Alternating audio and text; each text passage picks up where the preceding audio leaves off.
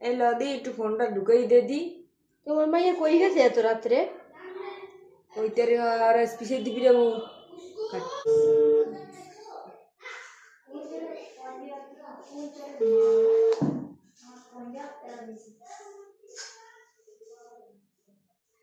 Hello,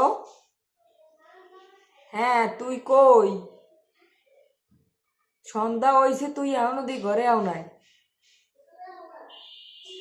এখন আবার মামি ফোন দিচ্ছে, এখন ব্যস্ত আছি। ধুর, না ধরলে আবার বকাবকি।